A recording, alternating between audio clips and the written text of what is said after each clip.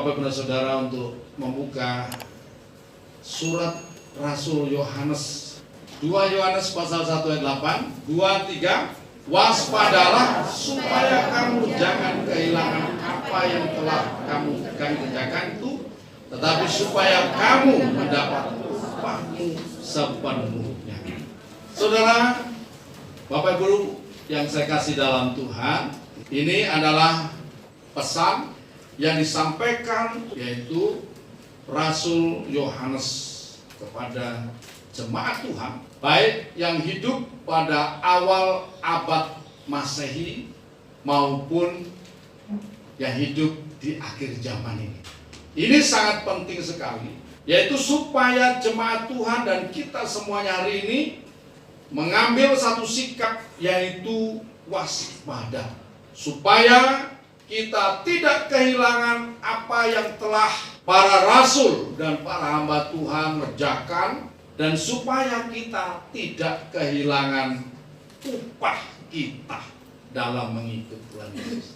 Dalam 1 Korintus pasal 15 ayat yang ke-58 itu, karena itu saudara-saudara yang kekasih, berdirilah teguh, jangan goyah, dan giatlah selalu dalam pekerjaan Tuhan.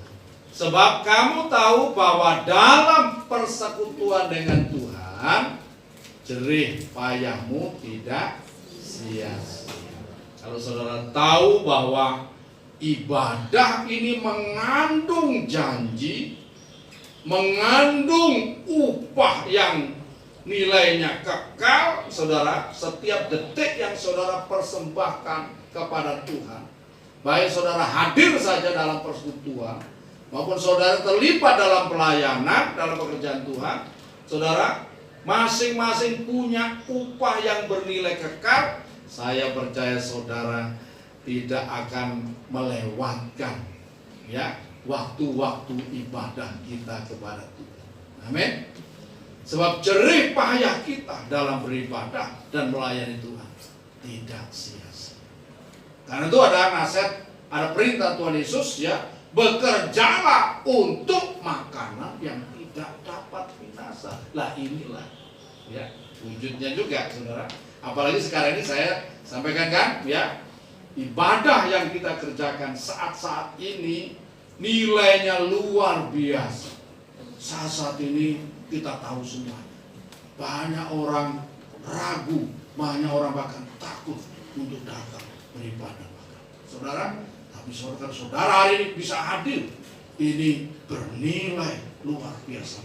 Sesuai dengan apa yang menjadi nasihat daripada Rasul besar kita, Rasul Yohanes, agar kita memiliki kewaspadaan supaya kita tidak kehilangan apa yang telah dikerjakan oleh para hamba-Nya, tapi supaya kita mendapat upah kita yang penuh dalam hidup ini. Ibadah memberikan upah kepada kita untuk hidup sekarang dan untuk hidup yang akan datang. Ketika kita beribadah, Tuhan memberkati roti yang menjadi makanan kita, air yang menjadi minuman kita. Tuhan akan menjauhkan sakit penyakit dari kehidupan kita, dan Tuhan akan membuat berhasil segala apa yang kita usahakan. Dan ibadah memberikan nilai kekal. Apa yang perlu kita waspadai untuk saat-saat ini? Yang pertama itu kita baca ayat yang di atasnya, yang perlu kita waspadai itu ayat yang ke-7. Saya akan bacakan demikian. Sebab banyak penyesat telah muncul dan pergi ke seluruh dunia, yang tidak mengaku bahwa Yesus Kristus telah datang sebagai manusia. Itu adalah si penyesat dan antikris. Sekasihan Tuhan, di abad pertama sudah dijelaskan bahwa penyesat itu sedang pergi ke seluruh dunia. Apa yang mereka beritakan adalah bahwa Yesus itu atau firman itu tidak datang sebagai manusia. Intinya mereka menentang ketuhanan Yesus. Saudara kasihan Tuhan, ini roh penyesat. Saudara, setiap roh yang tidak mengaku bahwa Yesus adalah Tuhan bukan berasal dari Allah. Itu adalah roh penyesat. Penyesatan sudah mulai dari awal sebenarnya. Sebenarnya mulai dari zaman Adam itu sudah ada penyesatan, saudara. Ya. Dan setelah yang benar itu datang, yaitu Kristus Yesus, setelah Yesus mati, bangkit, dan naik ke surga, dan Injil diberitakan ke segala penjuru sebagai kebenaran yang menuntun orang kepada hidup yang kekal, maka datanglah penyesat itu, saudara. Sebagaimana yang jauh sebelumnya, sebelum Kristus mati, dalam Matius pasal yang ke-24, Tuhan Yesus sudah memberikan pesan demikian. Ayat yang keempat saya akan bacakan. Matius pasal 24 ayat 4. Jawab Yesus kepada mereka, waspadalah supaya jangan ada orang yang menyesatkan kamu.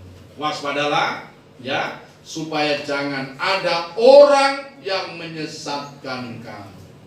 Zaman gereja mula-mula ada beberapa ajaran sesat, ya, itu masuk dalam gereja Tuhan. Salah satunya itu, ya, gnostisisme, ya, ya. Saya kok agak lupa nih gnostisisme, ya. So, kasihan Tuhan, itu adalah aliran sesat, ajaran sesat yang pada waktu itu berkembang dalam gereja Tuhan. Gnostik, ya. Gnostik itu dari kata bahasa Yunani gnostik, ya, itu pengetahuan, ya, pengetahuan. Nah sekarang ini kita mengetahui banyak aliran-aliran sesat dalam gereja, yang intinya tidak mengakui bahwa Yesus itu adalah Tuhan. Salah satunya saksi Yehova. Hati-hati dengan saksi Yehova, karena sejak pemerintahan Gus Dur, saksi Yehova sudah dilegalisir, ya, dilegalkan. Legal. Kita tidak bisa gereja, tidak bisa lagi protes, ya. Saksi Yehova mengajarkan bahwa Yesus itu hanyalah ciptaan mula-mula daripada Allah. Dia bukan Allah itu. Saudara, hati-hati. Ya.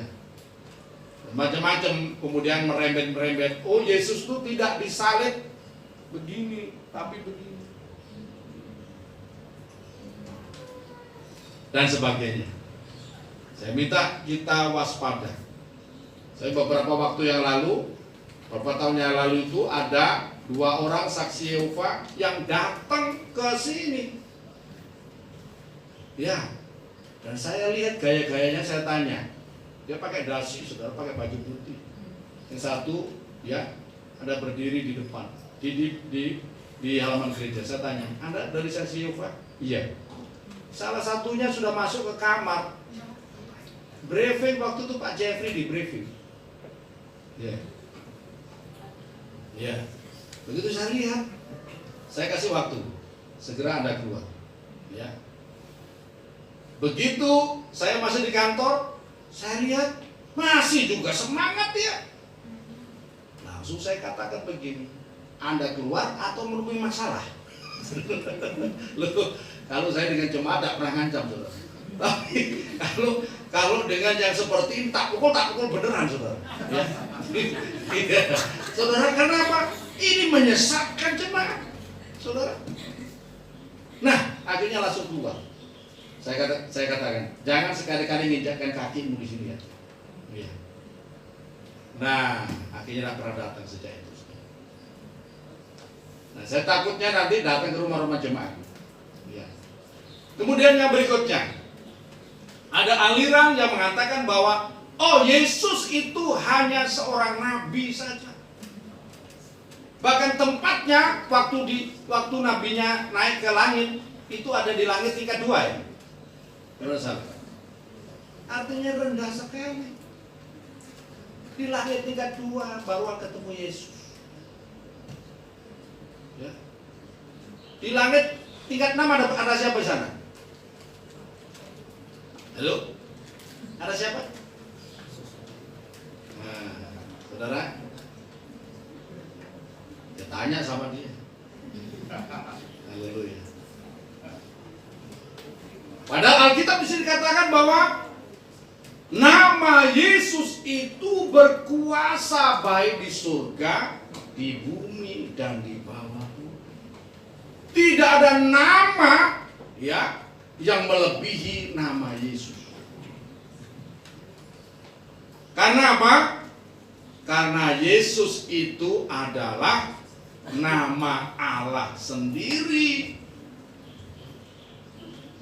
Ya, saudara harus mengerti itu. Makanya siapa yang berseru kepada nama Yesus diselamatkan. Yohanes pasal yang ke-17 ayat yang ke-6. Aku telah menyatakan namamu kepada semua orang yang engkau berikan kepadaku dan dunia. Mereka itu milikmu dan engkau telah memberikan mereka kepadaku dan mereka menuruti firman-Mu. Nanti dulu. Aku telah menyatakan namamu kepada semua orang yang engkau berikan kepadaku. Ya, Yesus itu namanya Tuhan. Ya, namamu yang engkau berikan kepadamu. Tolong ayat 11. Ya. Dan aku tidak ada lagi dalam dunia, tetapi mereka masih ada di dalam dunia. Dan aku datang kepadamu ya Bapa yang kudus, peliharalah mereka dalam namamu, yaitu namamu yang engkau berikan kepadaku. Perhatikan sampai situ. Yaitu namamu yang engkau berikan kepada. Saudara, jadi nama Yesus itu ya tidak bisa diubah-ubah dengan yang lain. Ya. Karena nama Yesus adalah nama Allah itu sendiri. Sebab malaikat pada waktu yang datang kepada Maria, ya, sebelum Maria hamil, malaikat itu berpesan, engkau harus memberi nama Yesus kepada bayi. Makanya dalam Roma pasal yang ke-10, ya, ayat yang ke-13. Sebab barang siapa yang berseru kepada nama Tuhan akan diselamatkan, yaitu nama Yesus. Saya ingat kesaksian ada seorang pemuda yang beberapa waktu yang lalu saya juga sampaikan juga, ketika terjadi tsunami di Aceh. Seorang pemuda ini ada di kota Calang, ya. Nah, ketika tsunami, ketika terjadi gempa besar, maka tidak lama kemudian masyarakat melihat ada air laut yang keruh begitu naik. Nah, pemuda ini lari sekencang-kencangnya, dia bawa sepeda motor tapi banyak halangan di jalan. Ya, dia berteriak kepada Allahnya dan tidak ada jawaban. Saudara, dia berteriak lagi kepada Allahnya, tidak ada jawaban. Tetapi dia ingat Tuhannya orang Kristen. Ketika dia berteriak, Tuhannya orang Kristen tolong aku, hanya disebut Tuhannya orang Kristen, maka dia melihat ada sebuah tangan turun dari langit dan menepuk air yang sudah mendekat itu. Balik airnya. Baru dia terduduk dan bengong begini. Tuhannya orang Kristen itu luar biasa. Tepuk tangan untuk Tuhannya orang Kristen. Nah, ketika kau menghadapi kesulitan apapun, masalah apapun, ya, berserulah kepada nama Yesus, maka engkau pasti diselamatkan. Ya. Ada begitu banyak kesaksian. Kalau saya sampaikan kesaksian di sini, sudah begitu banyak. Penyesat ini sekali lagi, ya, akan membelokkan. Nah, iblis itu pintar, saudara. Ya, saya sedang tidak memuji iblis sebenarnya, tapi saya mesti sampaikan pada saudara. Ya, iblis itu pintar juga. Ya, dia kalau menyesatkan, Dia tidak langsung membelokkan, ya, mungkin 30 derajat atau apalagi 90 derajat, saudara, atau 180 derajat tidak. Dia membelokkan mungkin 5 derajat saja, menggeser dari tujuan yang sebenarnya itu digeser 5 derajat saja. 5 derajat kecil saja kelihatannya. Tapi begitu berjalan jauh, melencengnya itu jauh. Itu yang dikerjakan oleh iblis. Nah, kita harus waspada, saudara. Penyesat mengatakan bahwa Yesus itu bukan Tuhan. Dia hanya utusan. Seringkali digembar-gemborkan dalam kembali lagi pada Yohanes pasal yang ke-17 ayat 3, ya. Yohanes pasal 17 ayat 3. Di situ mereka katakan demikian. Saya akan bacakan. Inilah hidup yang kekal itu, yaitu bahwa mereka mengenal Engkau satu-satunya Allah yang benar, dan mengenal Yesus Kristus yang telah Engkau utus. Nah, itu loh, bahwa Yesus itu adalah utusan daripada Allah. Benar. Kita tidak pernah, ya, menyangkal bahwa Yesus itu adalah utusan. Ya. Tapi coba baca dalam Yohanes pasal 12 ayat 44 dan 45. Kita baca bersama-sama, ya. Yohanes pasal 12 ayat 44 dan 45. Kita akan baca bersama-sama. Sudah ketemu? 2, 3. Tetapi Yesus berseru katanya, barang siapa percaya kepadaku, ia bukan percaya kepadaku, tetapi kepada Dia yang telah mengutus aku. Ayat 45. Dan barang siapa melihat aku, ia melihat Dia yang telah mengutus aku. Perhatikan, ya. Saudara bingung enggak? Yesus itu diutus oleh Allah, gitu? Tetapi barang siapa yang melihat aku, kata Yesus, dia sudah melihat yang mengutus aku. Nah, barang siapa orang melihat aku, ia sudah melihat yang mengutus aku. Saudara, berarti Yesus itu apa? Yang mengutus Dia. Nah, mungkin saudara tambah bingung, biar aja, tak apa-apa. Ya. Ya. Yesus itu siapa? Yesus itu utusan, yaitu yang mengutus Dia. Nah, sebab barang siapa melihat Yesus, dia sudah melihat yang mengutus Yesus. Dan seluruh ajaran Yesus itu diarahkan kepada Bapa. Bapa. Yesus berkata, Bapa lebih besar daripada aku. Amin. Bapa lebih besar daripada aku. Tetapi saudara melihat dalam Yohanes pasal 10 ayat 30, ya. Yohanes 10 ayat 30, di sana dikatakan, kita baca bersama-sama, aku dan Bapa adalah satu.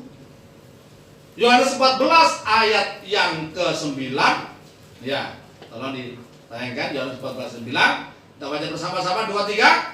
Kata Yesus kepadanya, telah sekian lama aku bersama-sama kamu, Filipus, namun engkau tidak mengenal aku.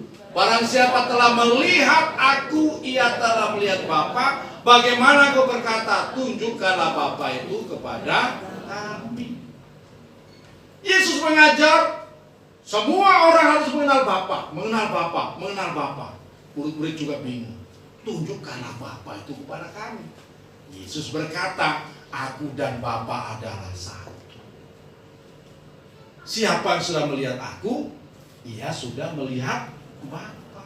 Maka itu Rasul Paulus memberikan penjelasan pada kita dalam Kolose 1 ayat 15, ya. Kolose 1 ayat 15, ya. Ia adalah gambar Allah yang tidak kelihatan. Allah itu roh. Yesus berkata dalam Yohanes 1, tidak seorang pun pernah melihat Allah, tetapi anak tunggal Allah yang ada, anak tunggal Bapa yang ada di pangkuan Bapa, ya, itu yang menyatakannya kepada saya dan kepada saudara. Amin. Iya, anak tunggal Allah itu telah menyatakannya kepada kita semuanya.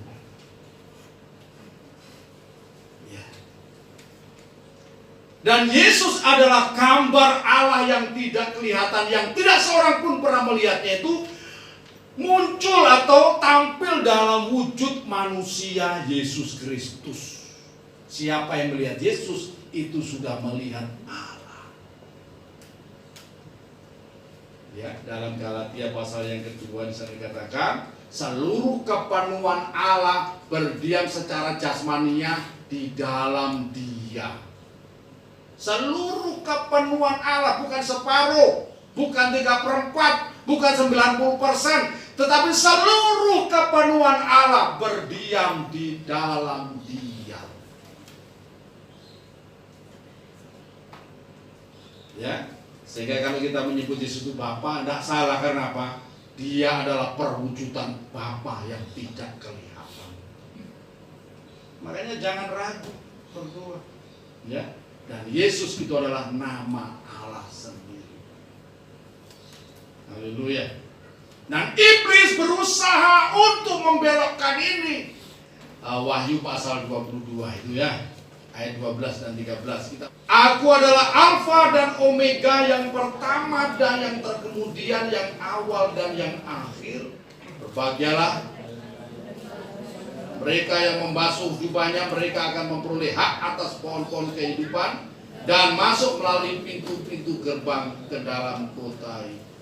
Sesungguhnya aku datang, ayat 12, segera, dan aku membawa upahku, membalaskan pada setiap orang menurut perbuatannya. Siapa yang punya hak, yang punya wewenang untuk membalaskan setiap orang menurut perbuatannya?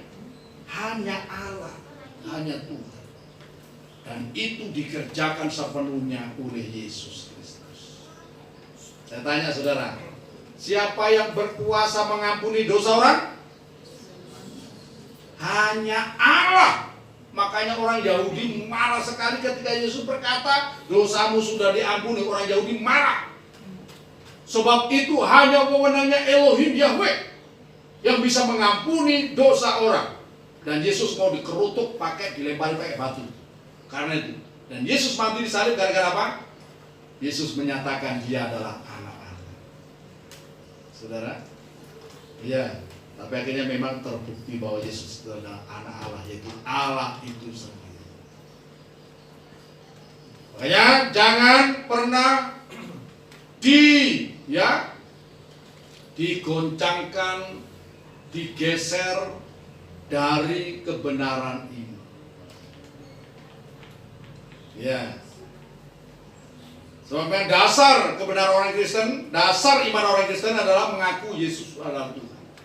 Ketika orang bersahadat, ya, mengaku dengan mulutnya bahwa Yesus adalah Tuhan dan percaya dalam hatinya bahwa Allah telah membangkitkan dia dari antara orang mati, maka orang itu diselamatkan. Amin. Ya, oke. Sekarang yang kedua, saudara. Yang kedua, ya, waspadalah terhadap apa, saudara? Terhadap ragi orang Farisi dan orang Saduki. Dalam Matius pasal 16 ayat 6, ya, ayat 6. Yesus berkata kepada mereka, berjaga-jagalah dan waspadalah terhadap ragi orang Farisi dan Saduki. Yang dimaksud bukan ragi itu, ragi makanan, tetapi adalah ajaran. Ya, ayat yang ke-12 akan bacakan. Ketika itu barulah mereka mengerti bahwa bukan maksudnya supaya mereka waspada terhadap ragi roti dan Saduki, ya, ajaran. Nah, saat ini gereja Tuhan harus lebih waspada terhadap ajaran-ajaran atau terhadap hal-hal yang mengkhamirkan, ya, membuat persekutuan kita menjadi renggang. Harus waspada. Membuat semangat kita menjadi lemah, semangat untuk mencari Tuhan, semangat untuk ibadah, semangat untuk melayani menjadi lemah. Saudara, ini bisa dikatakan ini ragi, termasuk ragi orang Farisi dan Saduki. Saudara, Nah, maaf ini yang membuat raginya itu dalam bentuk apa? Yang pertama itu dalam bentuk hasutan. Itu ragi. Kadang-kadang dalam jemaat itu ada juga kata-kata hasutan. Hasutan untuk melawan gembalanya, hasutan untuk melawan gembala komselnya, hasutan untuk melawan tetangganya. Ya. Bahkan maaf ngomong ya, kadang-kadang chatting di WA, terus ngomongi dosa orang lain, saya katakan. Orang kalau ngomongi dosa orang lain, saudara, itu berdosa enggak? Berdosa. Jangan kau menghakimi. Salah satu bentuk kasih itu menutupi kesalahan orang lain. Enggak ngomong-ngomong. Apalagi dosa istrinya, dosa suaminya dibongkar-bongkar. Ya toh? Kemudian disebarkan melalui YouTube. Disebarkan melalui WA, melalui Facebook, melalui apa saja. Ojo ngono, saudara, men. Jangan sampai begitu, saudara. Kasih itu menutupi dosa. Makanya harus nyanyi, harus apa lagu saya. Amin. Kasih itu sabar, kasih murah hati, tidak cemburu. Haleluya. Saudara, kasih tidak sombong, kasih murah hati dan sebagainya. Apalagi ya, hasutan untuk melawan gembala. Saudara, hati-hati, ini berbahaya. Bukan karena saya seorang gembala. Ya. Bahkan terhadap hamba-hamba Tuhan yang lain, saya mengajarkan siapapun hamba Tuhan, kayak apapun jeleknya hamba Tuhan, mungkin saudara melihat, mendengar bagaimana kelakuan hamba Tuhan, saya minta jangan kita ini menyebar-nyebarkan kejelekan mereka. Karena itu nanti akan berbahaya. Ya. Lebih baik kita diam berdoa, doakan hamba Tuhan yang mungkin saudara dengar itu tidak baik. Supaya apa? Supaya Tuhan akan mengarahkan. Ya. Coba kita baca dalam ya 1 Tawarik pasal 16 ayat 22. Janganlah mengusik orang-orang yang kurapi, dan jangan berbuat jahat terhadap nabi-nabi. Perhatikan baik-baik kepada umat Tuhan. Ya, jangan mengusik orang-orang yang diurapi oleh Tuhan. Kalau saudara tidak mau kena masalah. Nah, perhatikan apa yang terjadi ketika Ham membicarakan tentang kelakuan bapaknya. Kelakuan bapaknya. Memang itu yang dialami oleh Nuh, yang dilakukan oleh Nuh. Kalau saudara baca dalam kitab Kejadian ya, pasal yang ke-9 ya. Ya, pasal yang ke-9. Ya, nanti ayat 18 sampai ayat yang berikutnya, saudara. Nah, waktu itu Ham melihat bapaknya lagi telanjang. Ya, lagi telanjang karena apa? Setelah air bah itu, Nuh menanam anggur dan dia membuat wine. Wine itu rupanya ada zaman Nuh itu sudah ada. Dia minum wine itu sampai mabuk. Nah, saudara dalam Tuhan, waktu Ham melihat bapaknya mabuk telanjang, waduh, dia pokoknya tidak karu-karuan. Dia datang kepada abang-abangnya, ya, kepada Sem, Yafet, bang, sini bang, kita lihat ada tontonan gratis, bapak kita telanjang bulan saya. Waduh, seru saudara. Dia ngomong-ngomongi bapaknya lagi telanjang. Karena tidak sadar. Akhirnya apa? Sem dan Yafet datang bukan melihat bapaknya yang lagi mabuk itu, tapi dia membawa kain, dia berjalan mundur menutupi ketelanjangan bapaknya. Seorang anak harus begitu. Mungkin saudara melihat kelakuan orang tua kita yang bagaimana, jangan kita ngomong-ngomong. Berjalan mundur, tutupin, wes tutupin, dikunci rapat, cerak, nggak usah diomong-ngomong. Amin. Akhirnya apa? Ketika Nuh bangun, sadar dari mabuknya, dengar cerita apa yang dilakukan oleh Ham, marah dia. Akhirnya Nuh berucap, Sem, Ham diberkati luar biasa. Intinya gitu. Tapi Ham jadilah budaknya Sem dan Yafet.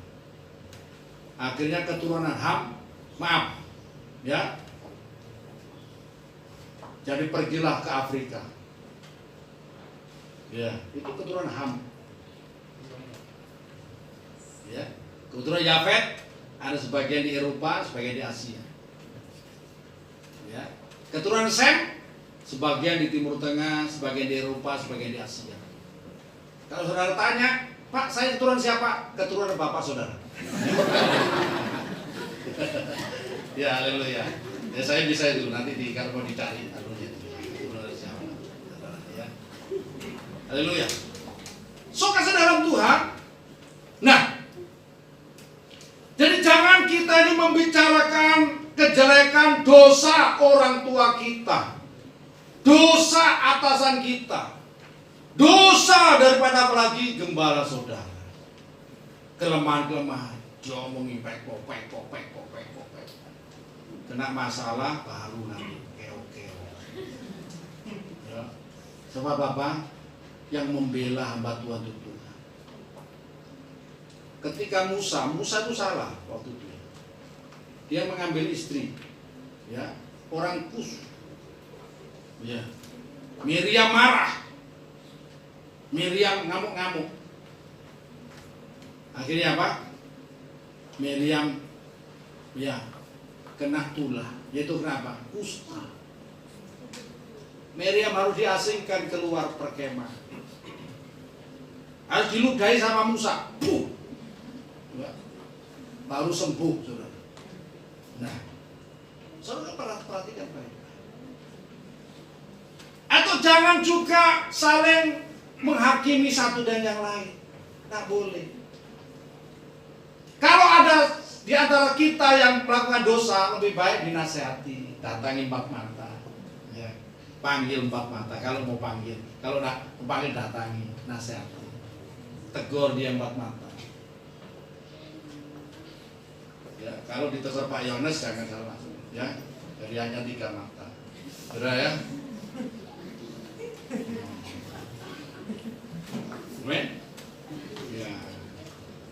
Kasih Tuhan, tegur Bapak, dan jangan bicarakan kesalahan orang lain. Mari kita saling mengasihi satu yang lain, amin. Iya, itu harus begitu. Haleluya, ya, haleluya.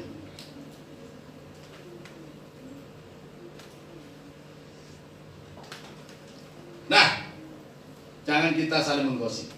Yang ketiga, terhadap apa kita harus waspada? Lukas pasal 12 ayat 15. Lukas pasal 12 ayat 15.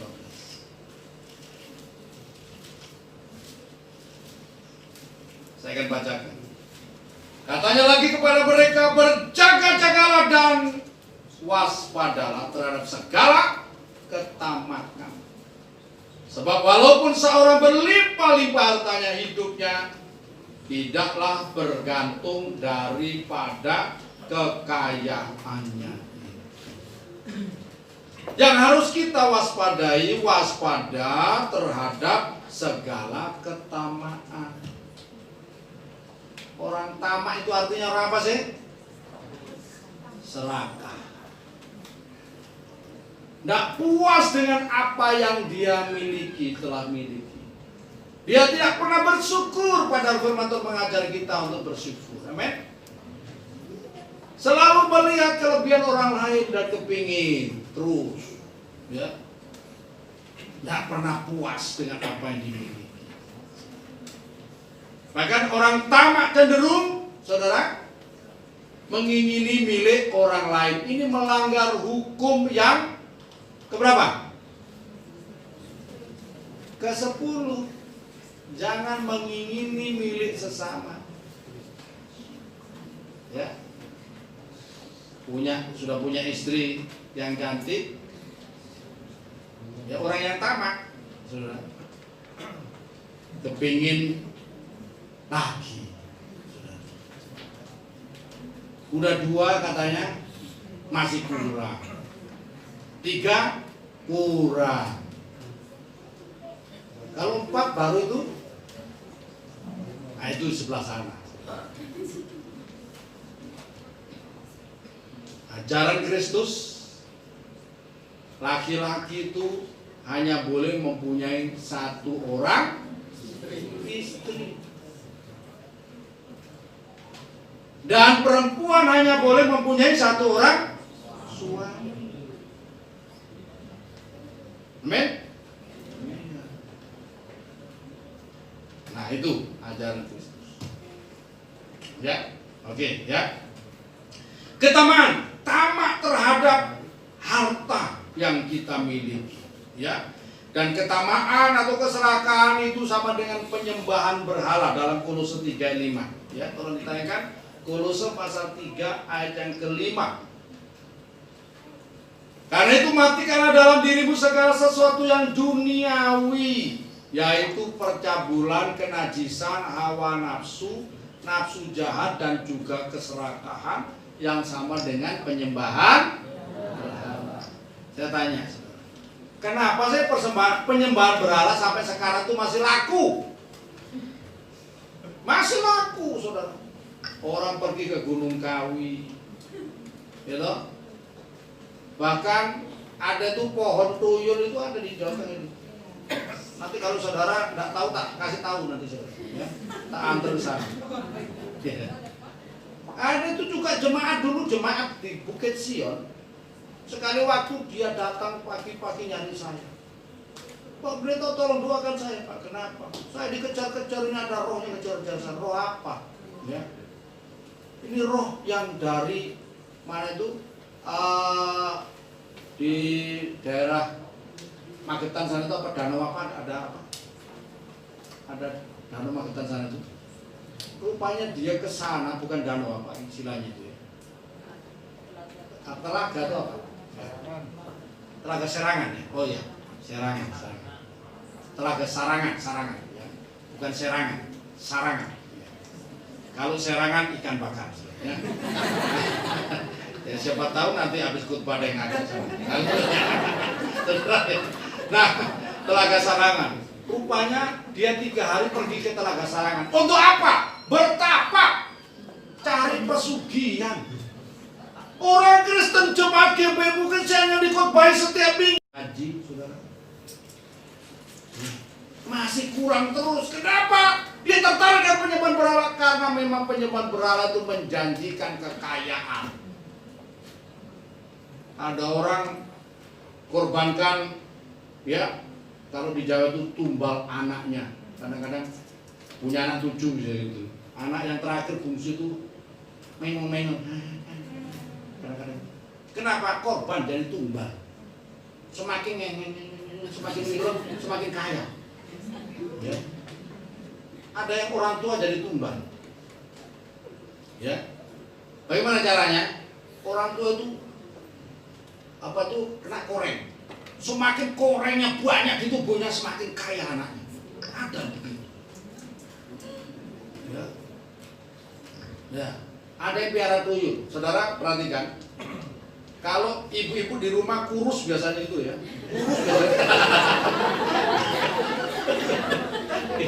Kalau kurus biasanya itu terus Ya, terus dia harta tambah banyak, semakin kurus, saudara. Nah, itu perlu dicurigai.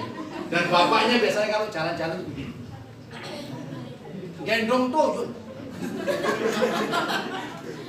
Ya, kalau ada yang begitu rumahnya lemparin saudara, kepiting. Dan tuyul nggak mau pergi-pergi dia, nggak mau cari duit dia, mainan terus kepiting.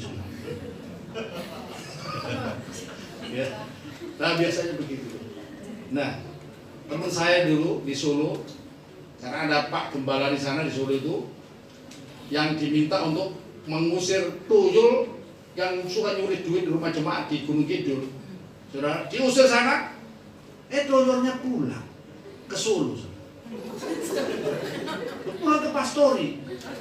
Ya, duitnya pekerjaannya beberapa kali itu hilang. Sampai anaknya, saya sebut saya Nathan anaknya, ya, hampir sama saya. Ya. Nathan anaknya itu dimasukkan karena dituduh dia yang curi, dimasukkan di kamar. Sudah dimasukkan di kamar, satu hari ada yang hilang. Itu teman saya namanya Herman, bukan Herman. Itu Herman, dia kan orang Barat ya, karena dia albino.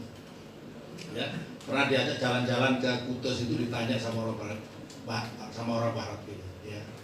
What's your name? Opo?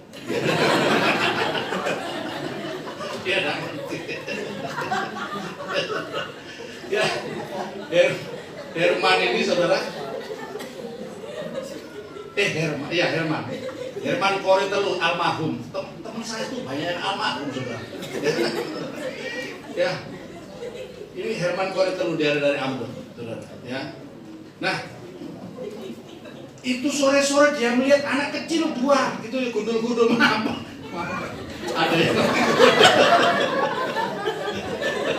ya. Jadi ada anak kecil dua, cekikikan. Jadi, dia tak mau tangkap, lompat lewat naku tuh, lompat tuh. Wah, tuyul rupanya. Akhirnya apa? Kali tahu sama Pak Gembalanya. Waduh, akhirnya doa puasa mereka, usir tuyul. Ya, akhirnya itu tuyulnya pergi, Natanya dibebaskan. Dia tidak bersalah rupanya, salah tuyul. Ya, nah saudara, sekarang kenapa penyembahan berhala itu menggiurkan? Karena memang menghasilkan kekayaan. Dalam situasi yang sulit ini banyak orang yang nyari pesugihan. Banyak orang nyari pesugihan. Kadang-kadang namanya kandang bubrak. Ngerti kandang bubrak? Setiap tahun harus bangun. Apa saja harus dibangun. Rumah sudah bagus dirombak, dibangun. Harus ada pembangunan, aktivitas bangun. Kalau tidak gitu, ada yang mati. Ada korban. Nah, semakin bangun semakin kaya, semakin bangun semakin kaya. Kandang bubrak. Tapi jangan didengar, di mana Pak kira-kira? Jangan. Ya. Dan ini akan saudara ya menyebabkan orang masuk ke dalam kebinasaan yang kekal. Sebab kekayaan yang ditawarkan oleh iblis itu saudara, itu bayarannya nyawa. Taruhannya nyawa. Oke ya. Nah, karena itu waspada terhadap kekayaan, ya, terhadap keserakahan. Satu lagi yang berbicara mengenai keserakahan ini. Nah, ini saya beri warning kepada setiap orang, ya. Ya. Kita lihat dalam Ulangan pasal 19 ayat 14, ya. Ulangan pasal 19 ayat yang ke-14. Saya akan bacakan. Ini ada larangan untuk kita lakukan, untuk kita tidak lakukan, gitu ya. Ulangan 19 ayat 14 begini. Janganlah menggeser batas tanah sesamamu yang telah ditetapkan oleh orang-orang dahulu. Di dalam milik pusaka yang akan kau miliki di negeri yang diberikan Tuhan Allahmu kepadamu untuk menjadi milik. Perhatikan. Hukum Taurat memberikan larangan, janganlah engkau menggeser batas tanah, ya, yang sudah ada, ya, yang telah ditetapkan oleh orang-orang dahulu. Ya.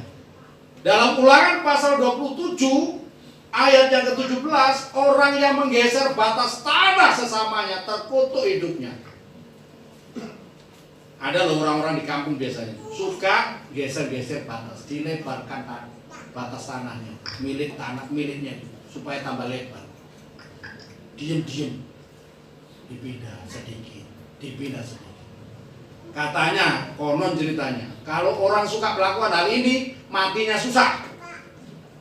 Waktu nguburnya katanya, diukur lubangnya sudah cukup, tapi waktu mau ditaruh kurang panjang lagi. Dipanjangin lagi, ditaruh kurang panjang lagi.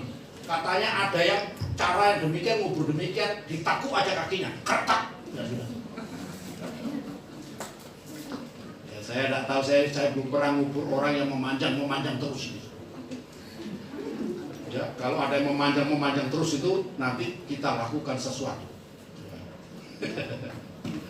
Saudara Tuhan, nah, saya cerita sedikit. Ya. Ini beberapa waktu yang lalu saya punya orang tua yang kisah satu, saudara bapak saya, saudara, sempat kena stroke. Saya tanya kenapa, mikir sebelumnya, telepon saya. Dia parah, kenapa? Karena tanahnya itu, saudara, tanah yang ada itu digeser patoknya sama tetangga. Saya bilang sama bapak saya, nggak usah dipikirin, wis. Orang sudah tua 80 lebih, ya, nggak usah pikirin tanah. Nggak bisa itu tanah nenek moyang. Ya, nggak boleh digeser. Ya. Akhirnya apa? Akhirnya mungkin mikirin, karena sendiri di sana, ya. Akhirnya kena stroke, saudara. Waduh, saya juga kemarin mau pulang ke sana, tapi keluarga saya nggak usah lah, pulang dulu, udah beres, ya.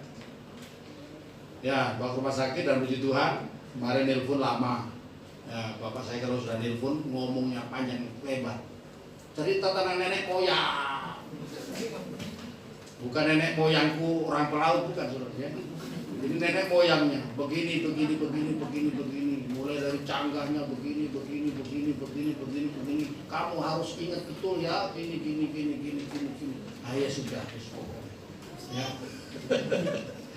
Namanya orang tua yang dengar ya. Ini nenek moyangnya begini. Kamu harus ceritakan sama anak-anak dulu. Harus diceritakan gini. Ya sudah. Ya. Usai juga tidak punya anak laki.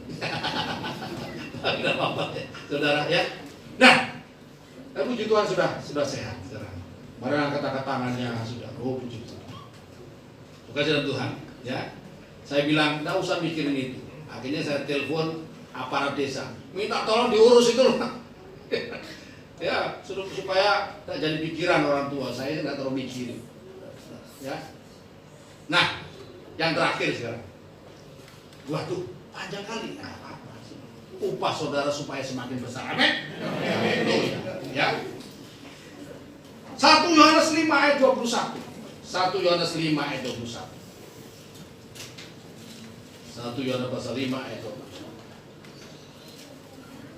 Kita akan baca bersama-sama. 2, 3.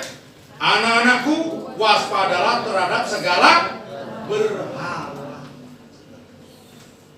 Waspadalah terhadap segala berhala. Saya bisa sampaikan 1 Tawarik 16 ayat 26. Tolong ditayangkan 1 Tawarik 16 ayat 26. Ya. Sebab segala Allah bangsa-bangsa adalah berhala, tetapi Yahweh lah yang menjadikan langit. Yang di akhir zaman menyatakan namanya menjadi Yeshua HaMashiach atau Yesus Kristus, yaitu Yahweh adalah juru selamat. Itulah benar-benar Tuhan. Tidak ada Tuhan yang menciptakan langit, yang membuat langit kecuali Dia. Sedangkan Allah bangsa-bangsa lain adalah berhala. Jadi ya, waspadalah terhadap segala berhala. Namun sekarang banyak berhala juga, ya, yang tidak disadari. Apa berhalanya? Kecantikan. Berbahagialah saudara yang cantik, yang perempuan tentunya ya. Ya, saya tidak katakan yang laki cantik nanti jalannya pulang dari gereja lain. Iya. Itu kasihan Tuhan ya. Nah, kecantikan itu anugerah Tuhan. Tapi ada orang yang memberhalakan kecantikannya. Pokoknya tidak pernah geser dari kaca terus.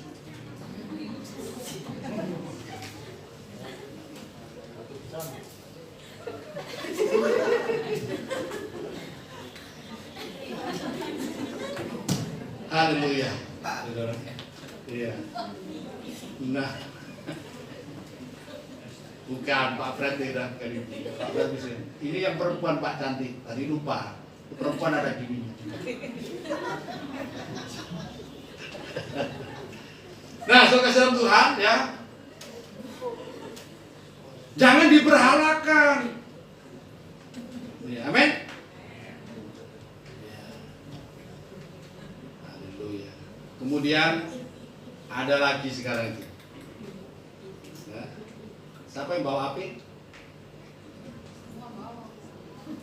Semua bawa. Dan itu sekarang berhala modern. Banyak orang lupa berdoa, tidak baca Alkitab, lupa sembahyang, bahkan di gereja pun sembahyang, saudara, main HP. Amin. Bertobat. Itu berhala modern. Kalau ibadah, ya si silent. Pak Pendeta lagi ibadah kok main HP? Ya saya butuh-butuh untuk dokumentasi. Tapi kapan hari itu saya pusing gara-gara apa? Nah, segala bentuk berhala, waspadalah terhadap segala bentuk berhala. Uang saudara bisa jadi berhala, kekayaan kita bisa jadi berhala, bahkan hobi kita bisa jadi berhala, apapun jadi berhala. Ya, nah hari ini saudara, ya, mari kita waspada. Yang pertama terhadap segala penyesatan, yang kedua terhadap ragi orang Farisi, ya, yang ketiga terhadap segala ketamaan, dan yang keempat terhadap segala berhala. Tuhan Yesus memberkati.